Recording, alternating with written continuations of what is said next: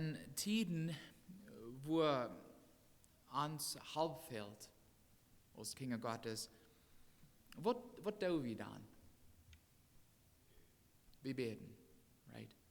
Das ist meistens eine Reaction, nicht? Das erste, was einer tun soll, das Kind Gottes, wenn uns halb fehlt, dass wir Gott anbeten tun, und beten tun. Und wir wissen, dass wir sollen alle Tag beten, ob uns das gut geht oder schwer geht oder so wieder. Und aber wir wissen, wann uns das schwer geht, das erste, was wir tun, ist, zu Gott beten. Und hört Gott an sie Gebete dann? Was sagt sein Wort? Krieg. Wenn wir seine Kinder sind und ernstlich beten, dann hört er an sie Gebete. Und er beantwortet die auch. Und manchmal hilft er uns fort. Und er nimmt uns von unseren Trouble zurück. Und wahrscheinlich ist es nicht, wenn er dort für uns steht. Aber gewöhnlich nimmt er uns nicht fort von unseren Troubles und Nöte zurück. No, gewöhnlich gibt er uns dort, wo uns fehlt, um durch die schweren Zeiten zu kommen. Zum Beispiel, er gibt uns vielleicht mehr Gnade, um mit Menschen auszukommen. Und Leid für uns in Ubasch. Er gibt uns Geduld. Er gibt uns Frieden im Hart. Er gibt uns Frieden im Hart. Und alles, was uns fehlt, um durch die Zeiten zu kommen. Immer diese Dinge bringt Gott uns durch unsere Troubles, während wir seinem Weg gehen. Aber in unserem Text liest David 3 Dinge, die wir machen, ehe Gott uns leiden kann. Er will uns durch die schweren Zeiten leiden, er will uns alle Tag leiden, aber ehe Gott uns leiden kann, machen wir die 3 Dinge haben, was David hier erwähnen wird. Das sind diese 3 Dinge, die wir mit Gott sein Halb von der Samaris betrachten wollen. Ehe wir diese Punkte betrachten, weil wir den Kontext von Psalm 25 ein bisschen untersuchen. Wenn wir unseren Text lesen, dann ist es ganz klar, dass David in Not stand. Lass mich die Verse 1 bis 3 weiter lesen für uns. David sagt, mein Verlangen, Herr, ist die anzubeten. Mein Gott, mein Vertrauen ist auf die. Lass mich nicht zu Schande worden, dass meine Feinde sich nicht über mich freuen. Das wäre mit die retten, wird niemals zu Schande worden. Über die, du ohne Ursache verachten, worden zu Schande worden. Und dann in den Versen 16 bis 20 sagt David noch dazu, Vers 16, komm ne mir und lute mir deine Gnade sein, wir's ich sie einsam und elend. Ich habe große Angst am Hart, bring mich uit meine Verlegenheit. Sei mal mein Jammer und Elend und nimm mir all meine Sünden auf. Kick ne meine Fehler fin, sagt er, und wo schleicht der mir lieben kann. Bewahr meine Säule und rat mich, lud mich nicht zu Schande fahren, wir's ich verlot mich ab die, sagt David. So David betet, dass Gott am von seinen Feinden raten soll. Und obwohl wir annehmen können, dass seine Feinden Menschen wären, und als Bibelleser kann wie Gott, was von seinen Feinden damals wären. Right? Wer wären die? Wer hat David als Feind? Sein eigener Schwiegervater, right? Saul. Und dann für eine Stadt hat er sogar seinen Sohn als Feind, nicht? Was am Hängeron wäre.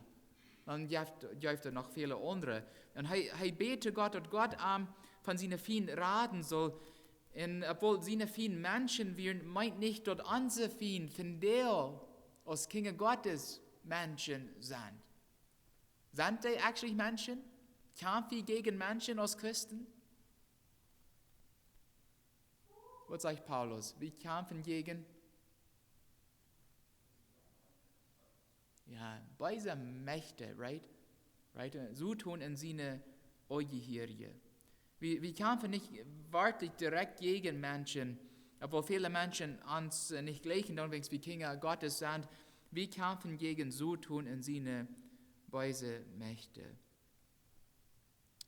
Alles, was Gott am Stich steht, in uns am Stich stehen, so dass wir nicht Gott so deuten können, als wir sollen, sind unsere Feinde von der Tag. Das sind zum Beispiel Versicherungen oder Dinge, zum Beispiel, was zwischen uns und Gott kommen wollen. Was haben Trouble mit Geld? Wenn sie zu viel haben, was haben Trouble mit Geld, obwohl sie wenig haben? Was haben Trouble mit Erfolg? Die wollen gut stolz, wenn es gut geht. Was haben Trouble mit Anerkennung kriegen? Was haben Trouble mit Jeets? Right? Wir sind alle verschieden. Was haben andere Troubles als diese, was ich hier erwähnt habe. Und natürlich, als ans Gradste Feind so tun, und so wird es bleiben, was Jesus Christus zurückkommt oder ans Haus raubt. Und wo können wir unsere Feind und auch unsere Troubles überstehen?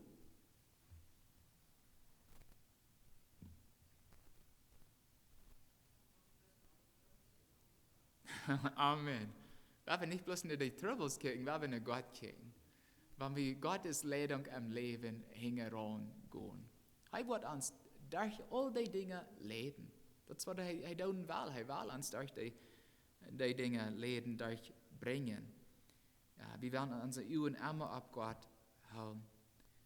Aber um uns zu helfen, Gottes Weich zu gehen oder Gott hängen zu gehen, machen wir erst diese 3 Dinge haben. So, nie werden wir trainen, die 3 Dinge gehen. So, was sind diese 3 Dinge? Erstens, machen wir ein gerechtes Leben führen, wann wir Gottes Leitung am Leben wollen haben. So, was meint das? Das meint erstens, wir müssen uns zu Gott bekehren. Obwohl der alttestamentliche Nachfolger Gottes Wirken über Gottes Heil und auch über Sinnenvergebung geschrieben werden, können sie damals nicht das ganz volle Heil in Christus kriegen. Warum nicht? That's right. Wenn Jesus noch nicht gekommen wäre, right? Und für ihre Sünden gestorben wäre. Aber trotzdem fragt David Gottes Vergebung für seine Sünden. Er schreibt am 7. Vers vom Text, Vers 7, denkt nicht an die Sünden an meine Jugend und an meine wadespanzige Wege, aber denkt an mich und an deine treuherzige Leben, wirst du so gut bist. Mir ist das meist nicht deutlich, dass David in seiner Jugend auch gewisse Dinge getan hat, worüber er sich Leute schämen darf. Right? Er sagt, denk nicht an meine Sünden an meine Jugend. Und ich glaube, viele von uns würden 3 Dinge kennen, der Jugendjahren nicht, und wo wir gewisse Dinge getan haben, was wir von nach bereuen. Und so wie David auch, er sagt, bitte denk nicht an die Dinge. Right? Bitte nimm mir die Dinge wahr. Und dann sagt er im 11. Vers, Herr, deinen Namen zu ehren, vergib mir meine große Sinn. Ein Kind Gottes zu werden, ist die wichtigste Voraussetzung, die Gott von uns verlangt, wann wir seine Leitung am Leben wollen. Und das macht ganz Sinn für uns. Denk mal darüber nur, warum würde eine gottlose Person Gottes Leitung am Leben wollen haben? Right? Macht nicht Sinn. Die sind mehr bekämmert und besorgt, ehrenweich in Wahlen durchzuführen. Oder warum würde Gott einer leiden wollen, der nach Sünden am Hort oder hat? Das ist allmählich. Jesaja sagt, Jesaja 59, Vers 2, du hast Wort zwischen Jünd und Gott gekommen, was die selbst verscheucht haben, jene Sünden haben am du gebracht, sich weich zu drehen und nicht eine Jünd zu horchen. So das, was die Sünden tut. Das trennt Menschen von Gott. Und solange wir Horten voll Sünden haben, dann kann Gott uns nicht leiden, obwohl er uns leiden will. Er hat uns lieb. Er hat alle Menschen lieb. Und er will alle Menschen leiden. Aber nicht alle Menschen gehören zu seiner Schub, right? Und Gott ist uns Schub hat. Und wenn wir nicht zu ihm gehören, wenn wir nicht bekehrt sind, dann kann er uns nicht leiden. Wir müssen erst zu seinen Kindern, zu seiner Schub gemerkt werden. So wir sollen ein gerechtes Leben führen und von Sünden weich bleiben. Und bloß dann, wo er uns wiesen kann, wohnen weich wie gehen sollen. Und das ist uns ganz klar, wenn wir nicht seine Kinder sind, und wo soll wir dann am Hängeron gehen? Was wir glauben, dass wenn einer sich einmal im Leben bekehrt hat, dann bleibt er ein Christ, auch wenn er nur ein sinniges Leben führen wird. Aber wenn ein Christ sündigt, dann wird er von Gott getrennt, wird er Gott um Vergebung frei. Da komme ich nach 3 Tagen, als ich noch ein junger Teenager war, dann war ich eine Gemeinde Gottes fuhr, dann fuhr ich nach einem Baptist, ich meine, 2 Mal mit meinem Bruder taub. Und da geben wir auch einmal eine Einleitung, dass Menschen in die Fern kommen sollen. Und was von uns als junge Männer, wir gingen in die Fern. En vi har med de predje gebeten, de predje, de siger dan nu om eng vom Gottesdienst und sagt, hey, nie sei je bekehrt, nie kriegen don't, wird die von hier wieder down, sei je Gott seine Kinder. En ich weiß nicht, dort ging mich so gegen an. Ich dachte, kijk mal, ich habe mich nicht zu Gott bekehrt. Ich war sie nur feige sein, wo dann würde ich nie warten und dort alles Leben anbauen. Und krieg von du wieder, wisse ich, kijk mal, dort kann ich sterben. Wo würde ich noch von hier wieder singen können und noch sein Kind hören können? Und obwohl ich nicht so viel Bibel kann, ist der Zeit hat, wisse ich, dort kann ich sterben. Und dann ein paar Jahre Luther, dann fange ich an, in die Gemeinde Gottes zu gehen. Und du warst dort anders gepredigt, dort einer soll wirklich vom Roten Gott sein und arm treu bleiben. Und Gott gibt uns Kraft und seinen Dienst, so dort wie arm treu bleiben kann. Wann dort mal fehlen wird, wann wir zu hart kommen im Leben, dann haben wir einen Vermittler, right? Wir können die Dinge anbringen, aber wir müssen die Dinge bringen, ehe wir warten zu sehen, falls wir hören können. Ist das so klar? Ja. So. Der Psalmist sagt in Vers 10, den Herrn seine Wege sind alle treu hat ihr Leib in Wahrheit für die, die dort down, was sein Bund verlangt. So, Gott will haben, dass wir am Hängeron gehen sollen. Er wird uns niemals verleiten, aber wir müssen am Hängeron gehen. War nicht dann.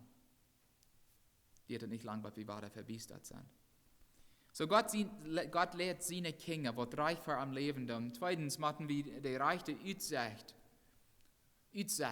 Das Wort, was ich hier haben will, als Perspektive, ja, ich sagt eine Perspektive, aber ich habe ein Wort gesagt und ich habe Utsicht gefangen, ich weiß nicht, ob das jedenfalls sagt, wir machen die rechte Utsicht von Gott haben und auch von uns selbst haben, um von Gott gelehrt zu werden.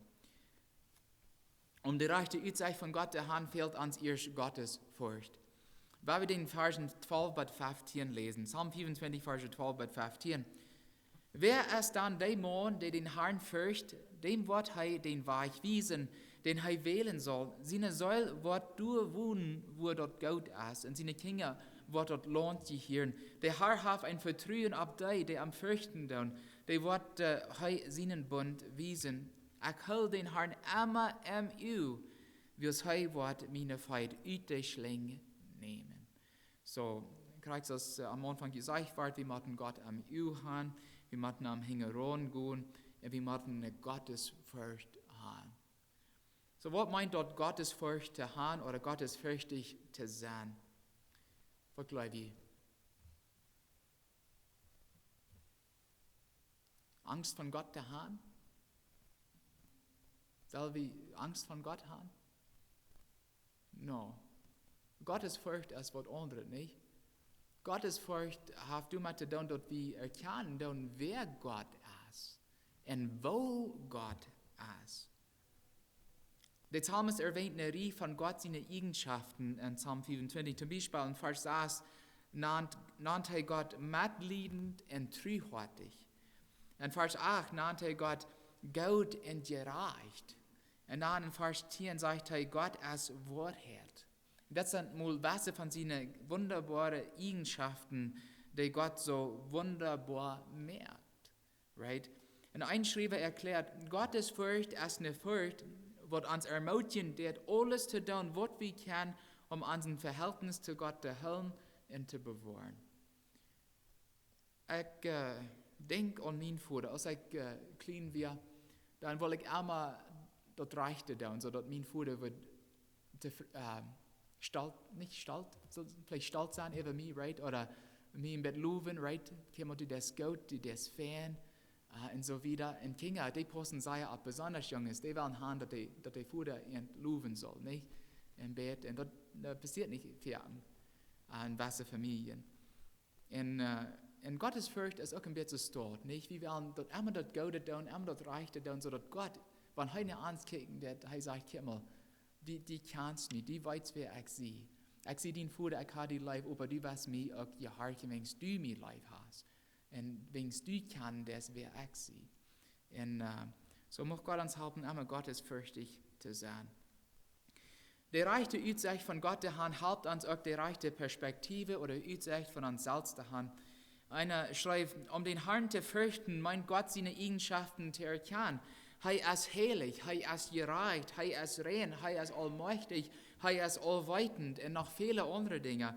Und wenn wir Gott reich betrachten, dann kriegen wir ein besseres Bild von uns selbst im Vergleich. Right? Gott ist allmächtig, wir sind ohne Gott sehr schwach. Gott ist allweitend, wir sind ohne Arm sehr unwissend, nicht? Wir weiten so wenig. Gott ist ewig und uns Leben ist so kurz. In all diese Dinge, wir sind brächlich und völlig und abhängig. Und wenn wir erkennen, dann, wer Gott ist und wer wir sind, dann wollen wir demütig vor Gott bleiben. Und bloß dann, wo er uns wiesen kann, wohin weich wir gehen sollen, wenn wir demütig bleiben. Und David sagt in Psalm 25, Vers 9, der demutige Haltheit dort reichte zu finden und lehrt die seinen Weg zu gehen. Der demutige, auf Englisch sagen wir the humble. Er kann nur bloß der humble, der demutige lehren. Und wir müssen demutig bleiben und Gott respektieren, wenn wir wollen, dass er uns lehren soll. Wenn ein Lehrer nicht respektiert wird, wird keiner am Folgen. Das gilt für Politiker, Politicians, Lehrer, Poliz, Eltern, uns Wirt und jede andere leitende Person. Wenn wir diese leitenden Menschen im Leben nicht respektieren, dann wollen wir die nicht gehorchen. Und Gott weiß, dass wenn uns Gottes Furcht fehlt, dann wird er uns nicht leiten.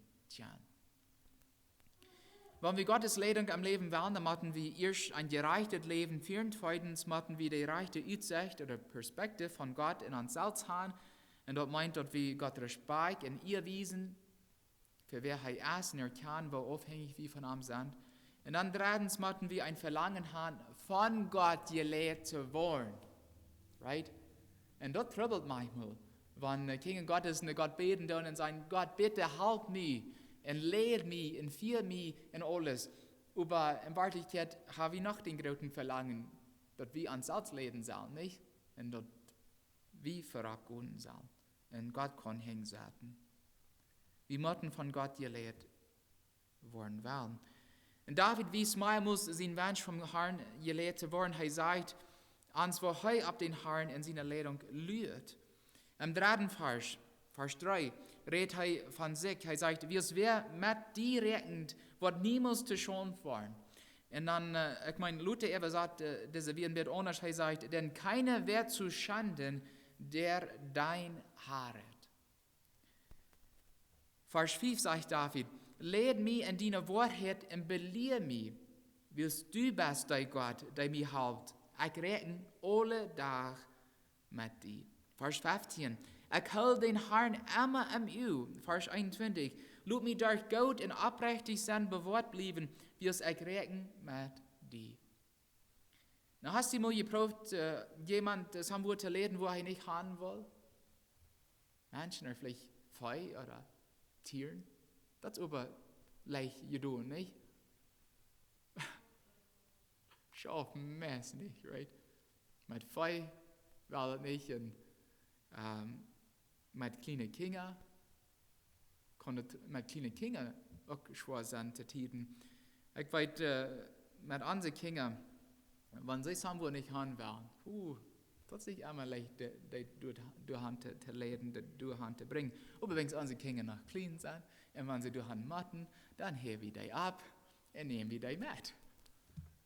Aber das Gott so mit uns, wenn wir nicht wollen, schlaft er uns mit? That's right. Er regt seine Hand aus zu uns und er sagt, Kimmel, wenn die was haben, dass ich die lehren soll, dann nimm meine Hand und komm mit mir. So lehrt Gott. So lehrt Gott uns. Und wenn wir wahrlich sind, von ihm gelehrt zu wollen, dann nehmen wir seine Hand und wir gehen mit ihm. Von Gott gelehrt zu werden, meint auch, dass wir wahrlich sind, von ihm zu lernen. In unserem Wandel mit Gott soll wir immer bereit sein, von ihm zu lernen. Und das ist klar, dass David bereit wir von Gott zu lernen. Im Vers 4 und 5 sagt er, Herr, wies mir deine Wege und wohnt deine Stiege sind. Leid mich in deine Wahrheit und belehr mich, wie es du bist, der Gott, der mir helpt, ich rechne alle Tage mit dir. Belehr mich, sagte David. Einer sagt mal, der beste Christ auf dieser Welt muss und will immer noch von Gott lernen. Right? Der muss und der will von Gott lernen. Und wenn wir wirklich weiten wollen, was wir für Gott tun sollen, und völlig bereit sind, dort zu tun, dann können wir sicher sein, dass Gott uns leiten wird. Als ich noch Schullehrer war, ich predige wieder, dann war ich Schullehrer. Als Schullehrer wird es mir immer schwer, so eine Kinder zu unterrichten, die kein Interesse haben, an der Schule zu sein, die immer vom Fenster rüberkicken deuten, right? Sich wünschen deuten, büten zu sein und nicht ban. So eine Kinder sind manchmal schwer, an der Schule zu haben. Die sagen für einen Kimmel, ich bin bored, das ist so langweilig, ich will hier nicht sein. Und über wo soll wir als Kinder Gottes? Wir merken in der Bibel ein Bett auf, 10 Minuten, 15 Minuten, dann wird uns dort langweilig und merken wir den Schwind nach wie anschlucken. Oder wo geht uns dort eine Kirche, weil wir wirklich hier sind, weil wir wirklich von seinem Wort lernen.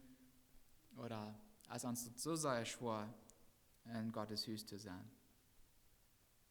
Gott will haben, dass wir als seine Kinder liebbar bleiben, dass wir von ihm lernen wollen, dass Gott uns wiesen soll, right? Wo wir leben sollen, wo wir unterstehen können, wo wir besser tun können für ihn. Und heute kann seine Kinder, die liebbar sind, die nehmen teil am jährlichen Leben, nicht? Die wachsen, die gehen wieder. Und Gott konnte für wunderbare Dinge brücken am Reich Gottes.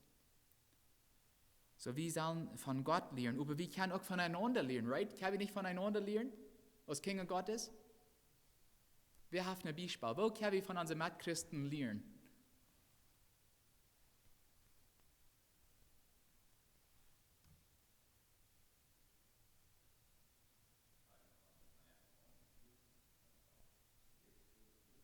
Ja.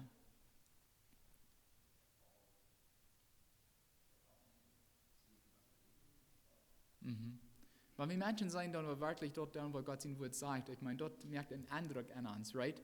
Und wir können voneinander lernen. Oder wenn einer durch eine schwere Zeit geht und einer dort sitzt und dann einem geht oder er geht und sagt, Himmel, ich will dir bloß sagen, ich bete für dich, ich weiß nicht, was du nicht durch im Leben gehst, aber ich bete für dich. Und wenn das ein Halb ist, ich meine, wir würden diese Werk für einen Kaffee rüberfahren und vielleicht können wir über was Dinge reden und so wieder. Right? Wir können einander abbühen, ermutigen, wir können auch einander trösten und so wieder. Und wir können von anderen Menschen ihre Fehler lernen und auch unsere eigenen Fehler lernen. Right? Dass wir die Dinge nicht immer weiter tun müssen. So, wir sollen liebbar bleiben. In unserem Text betet David Gott an seine Not an. An seinem Gebet erwähnt David wenigstens 3 Dinge, die wir brauchen, um von Gott gelehrt zu werden, um durch unsere Troubles zu kommen, aber auch in unserem Alltag von Gott gelehrt zu werden. Und wir müssen zuallererst sein Kind sein. Und auch sein Kind bleiben, indem wir ein gerechtes Leben führen. Zweitens, sagt David, müssen wir die rechte Aussicht von Gott in uns selbst haben. Gott verlangt, dass seine Nachfolger mit Gottes Furcht respektieren, in ihren, und demutig mit ihm wandeln. Und schließlich drittens, weil Gott, dass seine Kinder ein Verlangen haben, von ihm gelehrt zu werden. Und dass wir immer bereit sind, von ihm zu lernen. Und wenn wir diese 3 Dinge tun, Geschwister, dann wird Gott uns nicht bloß durch unsere schweren Zeiten leiten können, lieber, er wird uns alle Tage leiten und führen können. Und ich will mit einem Wort Gottes schließen, der in Sprüche 3 zu finden ist. Das sind die Vers 5 bis 8, Sprüche 3. Was von uns von dieser Vers gut kann. Sprüche 3, Verse 5 bis 8. Das sind Salomo seine Wort. Er sagt, Verlot die ab dem Herrn mit den ganzen Hort und verlot die nicht ab den eigenen Verstand. Denk an Amen, alles was du des, und er wird die den rechten Weg wiesen. Das wird er uns versprechen wird. Hol die nicht selbst verwes, sagt Salomo, fürcht dem Herrn und blieb weich von was schlecht ist. Dort wird die für deinen Körper, dort wird deinen Körper gesund sein, und dort wird die Knirkes stark halten. So Salomo, wir weiten, dass wir besser als all die anderen Menschen auf der Welt, und er sagt, hol die nicht selbst verwes, fürcht dem Herrn und blieb weich von was schlecht ist. Sieh demutig, folge am nu, und er wird ihn leiten. So, das sind Verheißungen, die wir in Gottes Wort finden, für die, was diese Dinge tun. Amen.